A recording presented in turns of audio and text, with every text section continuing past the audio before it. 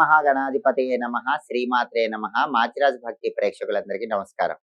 మార్చి 11వ తేదీ నుంచి మార్చి 20వ తేదీ వరకు మేషాది ద్వాదశ రాశులకి రాశి ఫలితాలు ఎలా ఉన్నాయో, ఏ గ్రహాలు అనుకూలిస్తున్నాయో, ఏ గ్రహాలు వ్యతిరేకంగా ఉన్నాయో, అనుకూలించే గ్రహాలు ఇంకా అనుకూలించాలంటే, వ్యతిరేకించే గ్రహాల వ్యతిరేకత తొలగింపజేసుకొని అనుకూలత పొందాలంటే, ఎలాంటి సులభమైన పరిహారాలు చేసుకోవాలో, ఏ దేవీ దేవతల ఆలయ దర్శనం చేసుకోవాలో, ఎలాంటి మంత్రాలు జపించుకోవాలో, ఎలాంటి స్తోత్రాలు చదువుకోవాలో, సకల దేవతా స్వరూపమైన గోమాతకి ఎలాంటి ఆహారం తినిపిస్తే అద్భుతంగా ప్రతి రాశి వారికి కలిసొస్తుందో, మార్చి 11 నుంచి మార్చి 20 మధ్యలో మేషాది ద్వాదశ రాశుల భవిష్యత్ ఎలా ఉండబోతుందో ఈ వీడియోలో మనం తెలుసుకుందాం.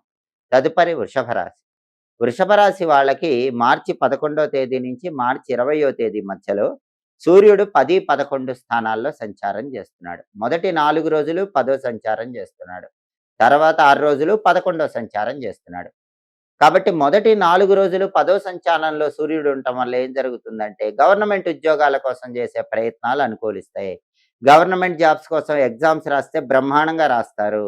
క్వాలిఫై అయ్యే అవకాశాలు ఎక్కువగా ఉన్నాయి. గవర్నమెంట్ ఉద్యోగం కోసం ఎవరైనా వ్యక్తుల్ని కలుసుకొని కీలకమైన చర్చలు, సమావేశాలు చేసుకోవాలంటే చేసుకోవచ్చు. వాటికి బలం ఉంది.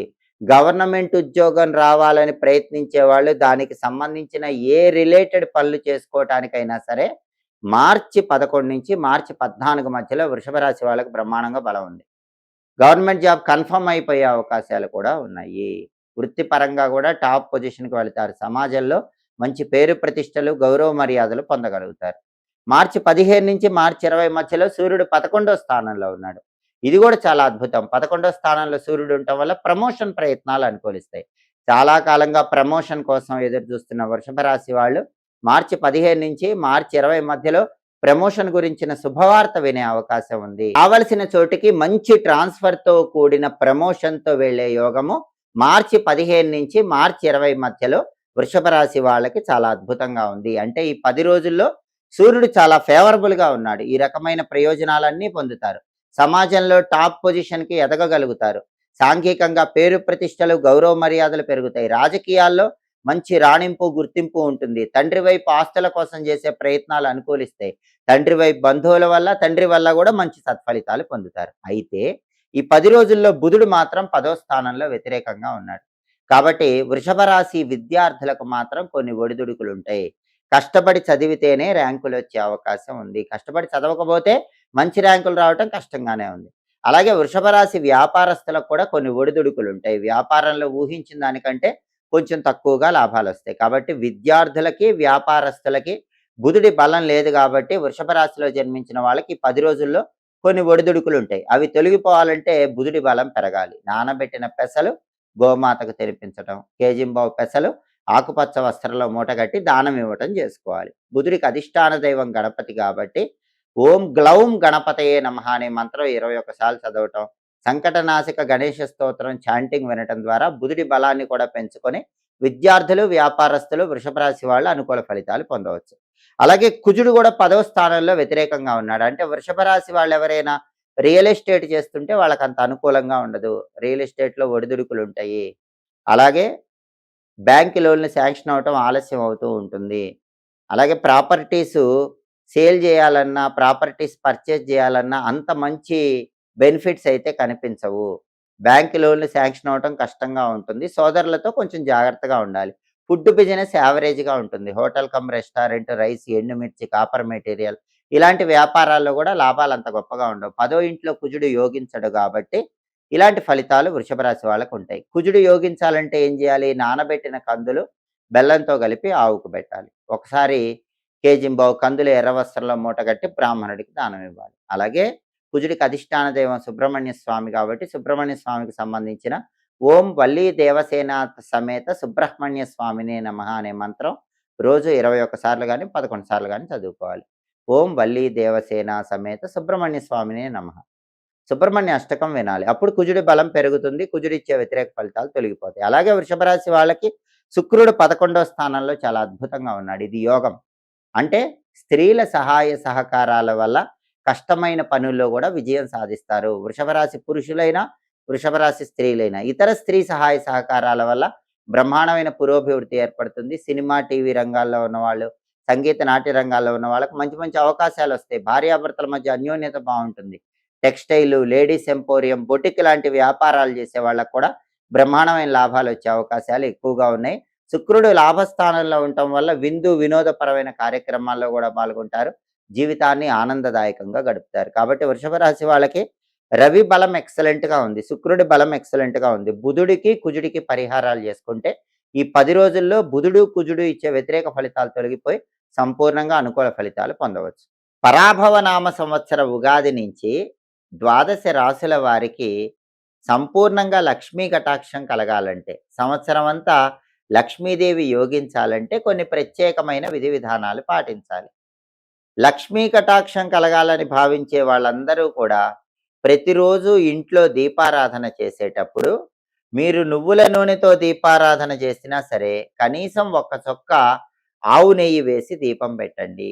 ఆవు నెయ్యితో దీపం పెడితే లక్ష్మీ కటాక్షం తొందరగా కలుగుతుంది.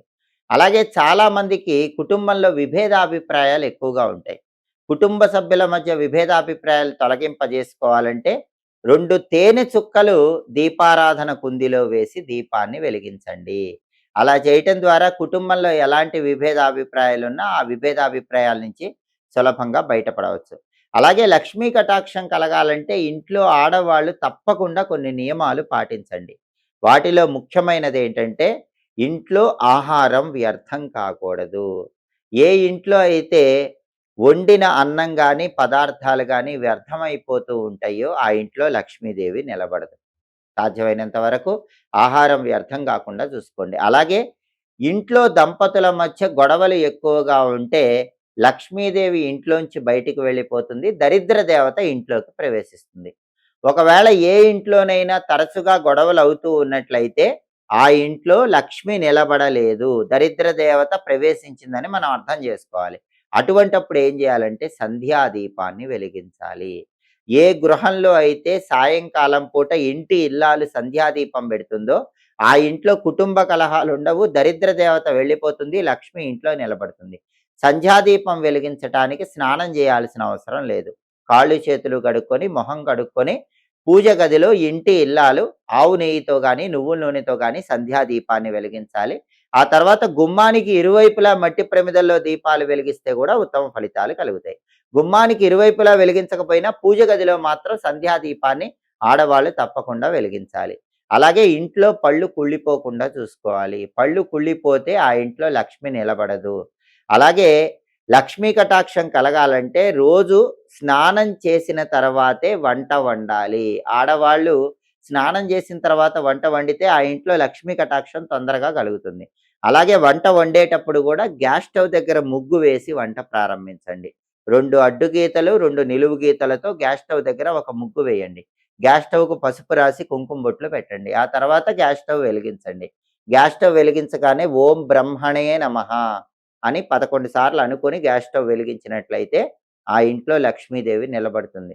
అలాగే లక్ష్మీ కటాక్షం ఇంట్లో ఉండాలంటే ఆడవాళ్ళు తప్పకుండా ఉదయం నిద్ర లేచిన తర్వాత గడప మీద 2 పాల చుక్కలు వేయాలి. అలాగే ప్రతి పౌర్ణమికి రాత్రిపూట ఇంటి ముందు అష్టదళ పద్మ ముగ్గు, 8 దళాలున్న పద్మ ముగ్గు వేసి నిద్రించండి. పౌర్ణమి రోజు రాత్రిపూట ఇంటి గుమ్మం ముందు ముగ్గు ఉంటే కూడా లక్ష్మీదేవి సంపూర్ణమైన అనుగ్రహాన్ని కలిగింపజేస్తుంది. అలాగే రాత్రిపూట పూజ గదిలో వెలుతురు ఉండేలాగా చూసుకోవాలి. రాత్రంతా పూజ గదిలో దీపం వెలిగితే చాలా మంచిది. అలా దీపం వెలగటం వీలు కాకపోతే కనీసం ఒక చిన్న నైట్ బల్బ్ అయినా రాత్రంతా పూజ గదిలో వెలుగుతూ ఉండేలాగా చూడాలి. ఆడవాళ్ళు నిద్రపోయే ముందు కూడా చేతికున్న గాజులు తీయకూడదు, చెవి కమ్మలు తీయకూడదు. ఈ నియమాలు పాటిస్తేనే ఆ ఇంట్లో లక్ష్మీదేవి నిలబడుతుంది. అలాగే ఆడవాళ్ళు బంగారు గాజులు ధరించినా సరే మట్టి గాజులు తప్పకుండా ధరించాలి. మట్టి గాజులు ధరిస్తేనే సంపూర్ణంగా లక్ష్మీదేవి అనుగ్రహానికి సులభంగా పాత్రలు కావచ్చు. అలాగే అతిథులను ఆదరించాలి. గృహంలో వృద్ధులను ఆదరించాలి. ఏ ఇంట్లో అయితే వృద్ధులను తిడతారో, వృద్ధులను గౌరవించరో ఆ ఇంట్లో లక్ష్మి నిలబడదు. పెద్దవారిని, తాతలను, బామ్మలను వీళ్ళని గౌరవించటం, వాళ్ళకి కావలసిన సేవలు చేయటం చేస్తే దరిద్ర దేవత నిలబడదు. లక్ష్మీదేవి అలాంటి గృహంలో నివసిస్తుంది.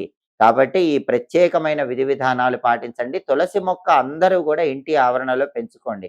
తులసికి ఆనవాయితీ అనే సంబంధం లేదు. చాలామంది మాకు తులసి మొక్క ఆనవాయితీ లేదంటారు. అలా ఏం ఉండదు. ఖచ్చితంగా ఇంటి ఆవరణలో బయట వైపు తులసి మొక్క పెంచుకోండి. దానివల్ల సంపూర్ణంగా లక్ష్మీదేవి అనుగ్రహిస్తుంది. ఒకవేళ మీకు ఆనవాయితీ లేకపోయినా ఇప్పటి నుంచి తులసి మొక్కను ఇంటి ఆవరణలో పెట్టుకోవటం, వీలైనప్పుడల్లా సాయంకాలం పూట తులసి కోట దగ్గర దీపం పెట్టుకోవటం, అలాగే తులసి కోటకు ప్రదక్షిణలు చేయటం చేసుకున్నట్లయితే దానివల్ల శ్రీ మహాలక్ష్మీదేవి ఇంట్లో నిలబడుతుంది. పరాభవ నామ సంవత్సర ఉగాది నుంచి అందరూ కూడా లక్ష్మీ కటాక్షం కలగటానికి ఈ విధి విధానాలు పాటించండి. సంవత్సరం అంతా ఆర్థికంగా మంచి పురోభివృద్ధిని అందిపుచ్చుకోండి. ఎప్పటికప్పుడు దినఫలాలు, మాస ఫలాలు, సంవత్సర ఫలితాలు, అలాగే గ్రహాల సంచారంలో వచ్చే మార్పును బట్టి ఫలితాలు, ఇవన్నీ తెలుసుకోవాలంటే మాచిరాజు భక్తి ఛానల్ తప్పకుండా చూడండి. మా వీడియోస్ మీకు నచ్చినట్లయితే మా ఛానల్ లైక్ చేయండి, కామెంట్ చేయండి.